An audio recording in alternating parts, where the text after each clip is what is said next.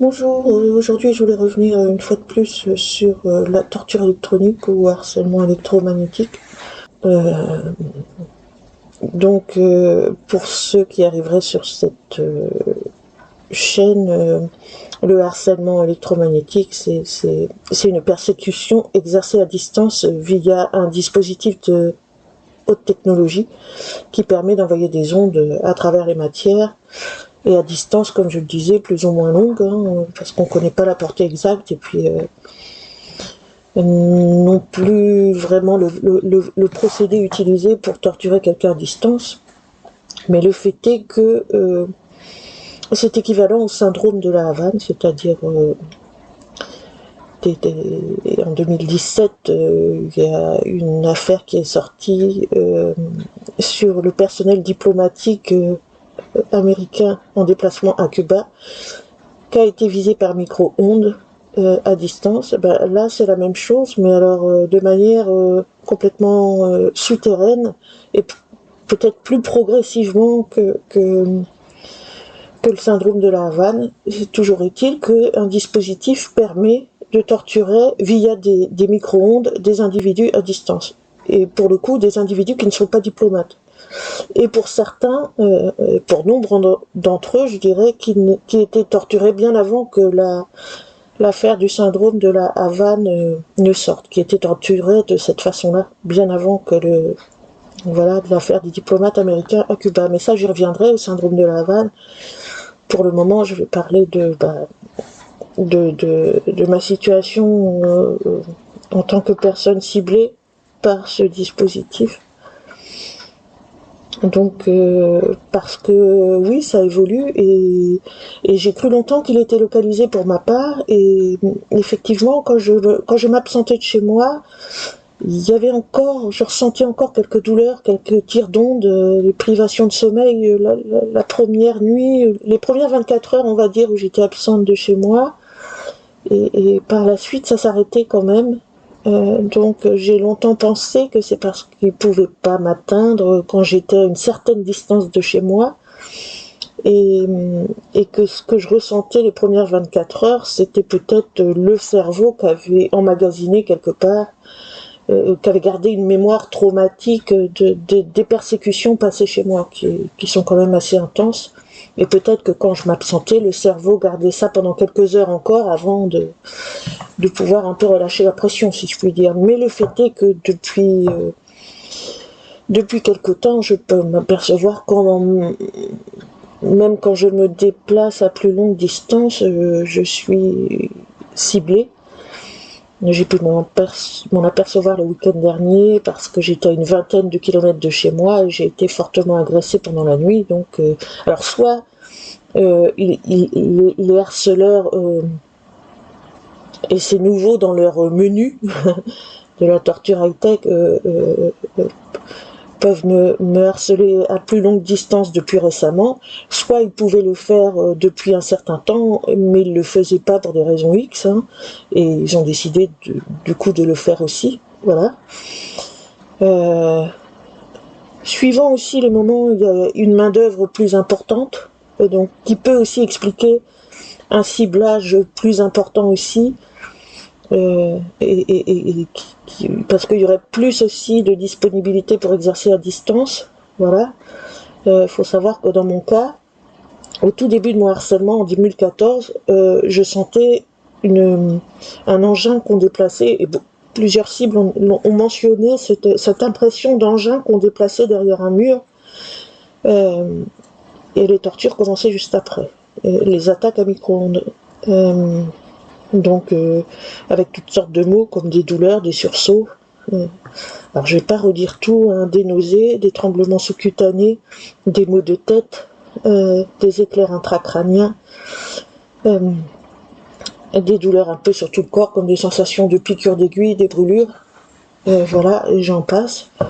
Des échauffements aussi, c'est-à-dire des sensations de cuir, toutes sortes de mots encore que j'ai pas forcément en tête, des envies d'uriner, voilà, des douleurs abdominales, des sensations de piqûres sous l'ongle des orteils, des doigts aussi, Donc énormément de douleurs, enfin de mots minimum inconfortables et au pire très douloureux, qui s'exerçaient via un engin qu'on sentait se déplacer derrière les murs. Par la suite, ça a évolué, moi, me concernant, je n'ai plus senti cet engin-là au bout de quelques années. Et je suppose que le matériel s'est décliné en quelque chose de plus...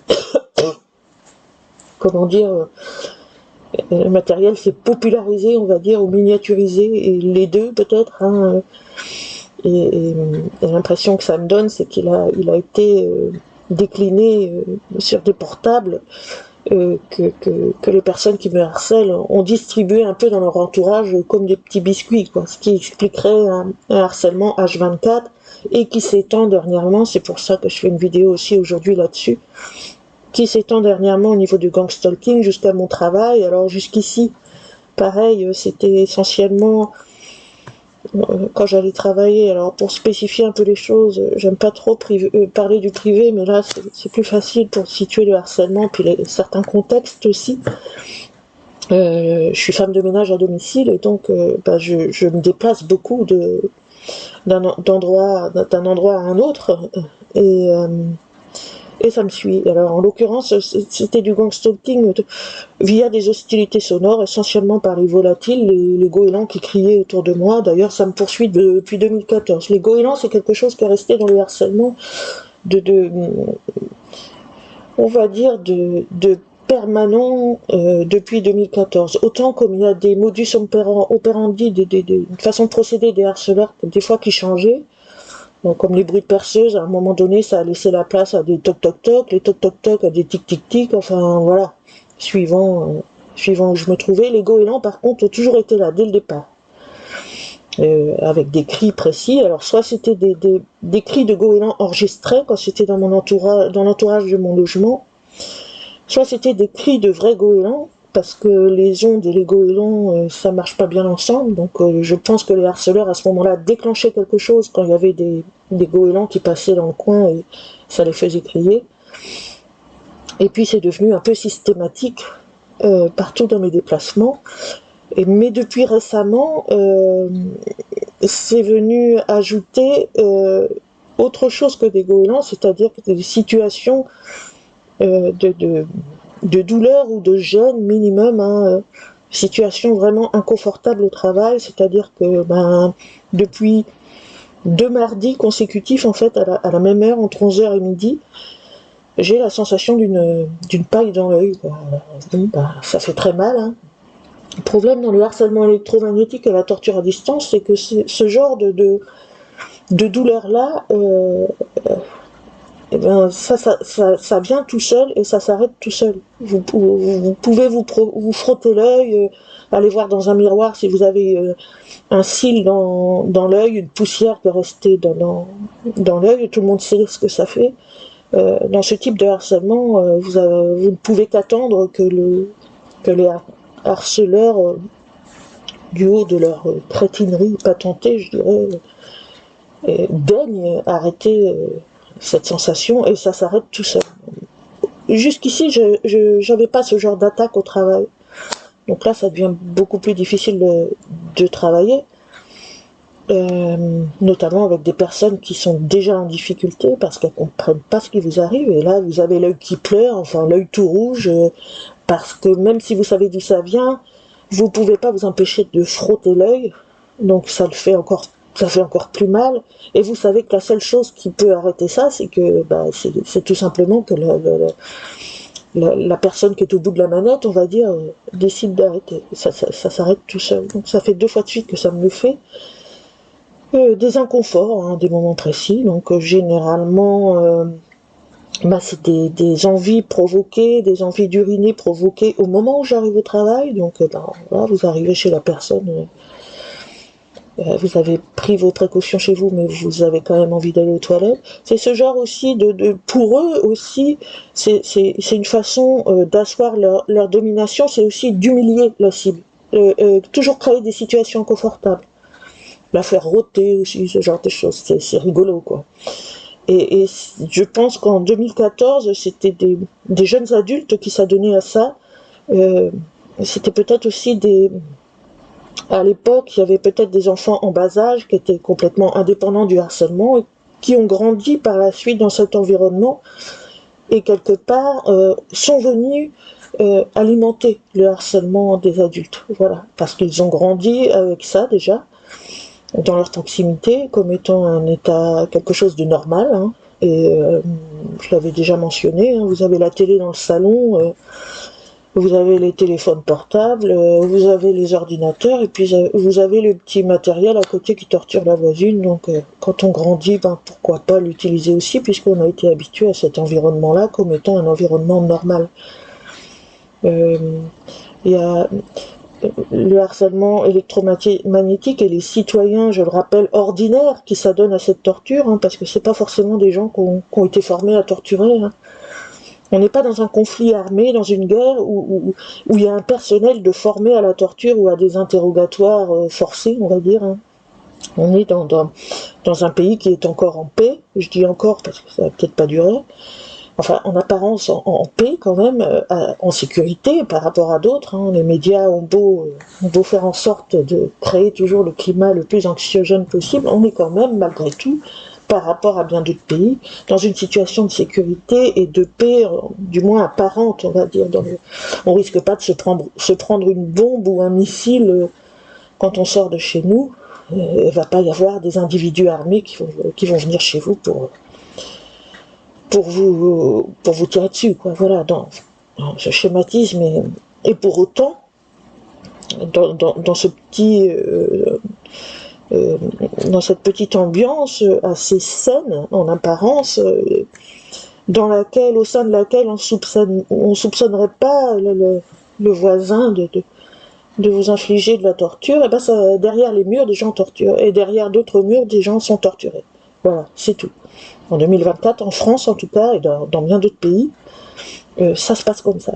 Il y a des citoyens qui en torturent d'autres de manière complètement souterraine, en toute impunité, et parce qu'ils disposent d'un matériel qui permet de le faire, en l'occurrence des micro-ondes qui traversent la matière. Et ça, l'affaire du syndrome de la Havane, pour des individus comme nous, c'est pas nouveau, quoi. Voilà. C'est quelque chose qui est prégnant et qui évolue dans le temps, dans le sens où, je le dis encore, je pense que le matériel qui était peut-être assez imposant avant et peut-être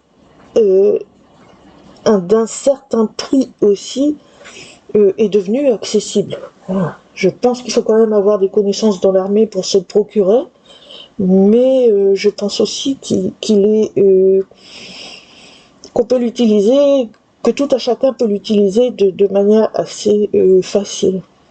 Même si au départ, je continue de penser que on n'a pas donné le menu aux personnes qui me harcelaient et que le matériel a été utilisé les 2 premières années, dans mon cas, de manière assez grossière. En tout cas, c'est l'impression que ça m'a donné. C'est-à-dire qu'ils ont reçu alors, je peux pas dire ce que c'est comme matériel à la base, hein, mais ils ont appuyé sur tous les boutons. Moi, c'est l'impression que ça me donne. Je faisais des sursauts dans mon lit et tout. Enfin, c'est passé n'importe quoi.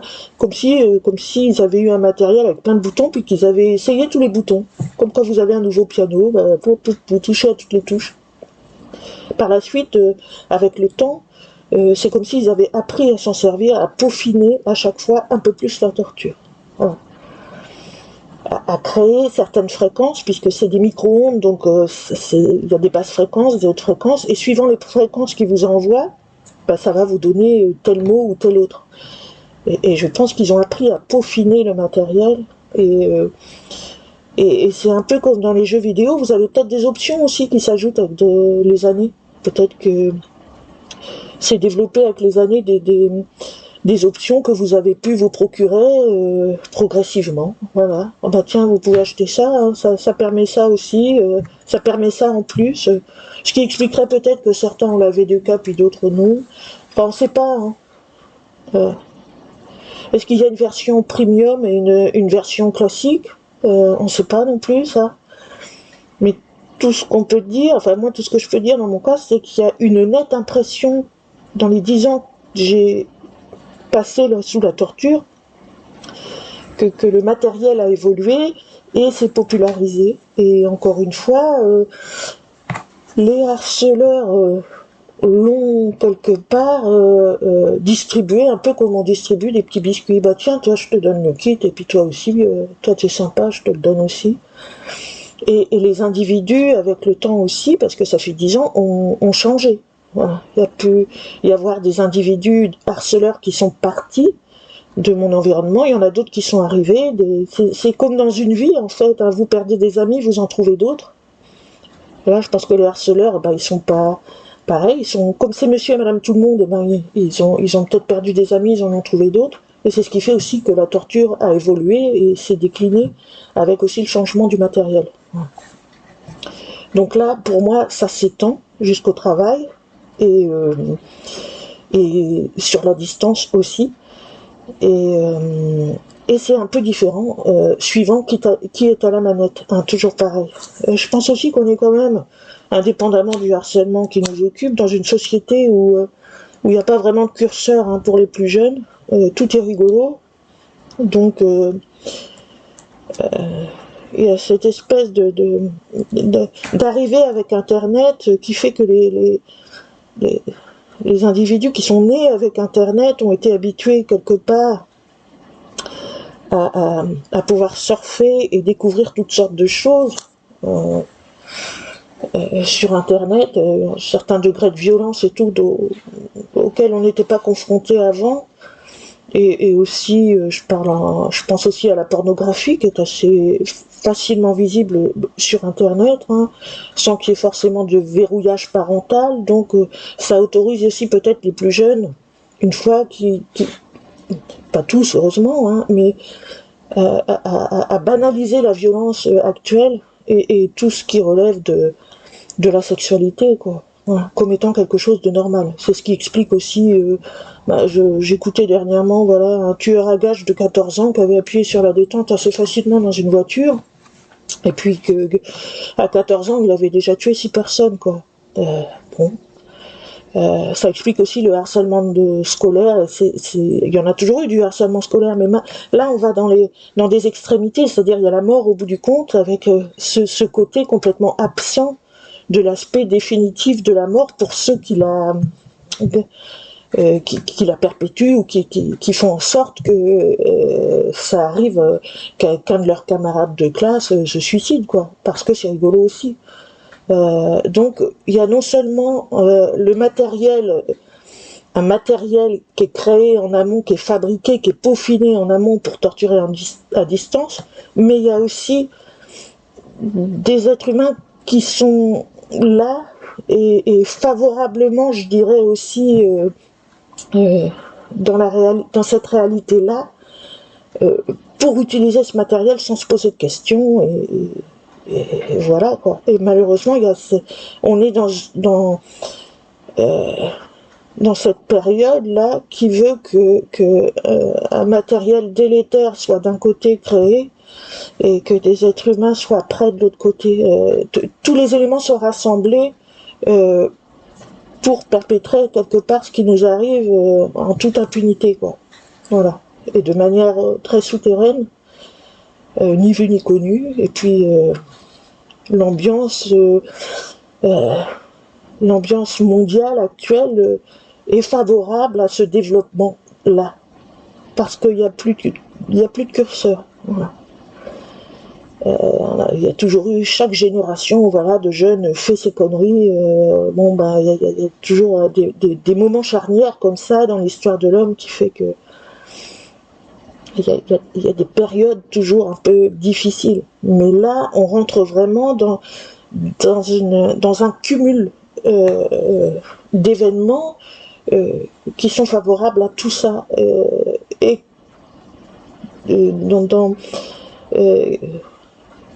dans une banalité, quoi.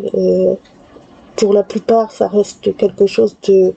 C'est banalisé à l'excès. Ça devient tellement fréquent que c'est banalisé. Et, et dans la torture high-tech, c'est quelque chose pour le coup qui devient de plus en plus fréquent aussi parce qu'il y a de plus en plus de cibles, mais ça reste souterrain, ça par contre. Il y a une omerta autour de ça, l'actualité est suffisamment chargée pour qu'on s'en occupe pas. Hein. Mais ça se passe partout et de plus en plus souvent, et les gens ne parlent pas. Voilà. Donc, on espère quand même qu'un jour ça va sortir, parce que c'est quand même très grave ce qui se passe. Il y a de plus en plus de personnes ciblées, ça veut dire aussi qu'il y a de plus en plus de harceleurs, de personnes qui ont à disposition un matériel qui est vraiment extrêmement gravissime entre les mains. C'est une arme, ce sont des armes à énergie dirigée pour le coup, mais ce sont des armes qui sont létales au bout du compte, hein, parce que la santé décline, hein, notre santé décline, et le système immunitaire décline d'autant. Voilà, donc on risque des crises cardiaques et des AVC à tout moment par la privation de sommeil notamment, et par les douleurs infligées via ces attaques à distance. Voilà. Donc, même si le terrain est favorable pour que ce genre de choses se développe, c'est pas du tout normal qu'à un moment donné, les pouvoirs publics, les autorités ne prêtent pas attention à ce fléau-là qui est en train de grossir de manière souterraine et qui explosera à un moment donné ou à un autre, c'est sûr. Et c'est pas parce qu'on vit dans un monde où la violence est banalisée que cette violence-là ne doit pas émerger, voilà, et trouver sa place pour la dénoncer au niveau où elle le mérite, c'est-à-dire ça doit se traduire par une loi et en justice, voilà. C'est une violence qui mérite d'être retenue par la Cour pénale internationale, je dirais. Voilà. Donc j'espère qu'il y aura à un moment donné la communauté internationale s'occupera de cette persécution-là, et qu'on ne soit pas obligé de dire qu'on n'est pas diplomate. Il n'y a pas besoin d'être diplomate pour souffrir de cette persécution par arme à micro-ondes. Et à partir du moment où on décide et où on conçoit qu'il y a pu y avoir des attaques de certaines personnes par micro-ondes, je vois pas pourquoi on ne l'admettrait pas pour d'autres, sous prétexte qu'elles ne seraient pas diplomates.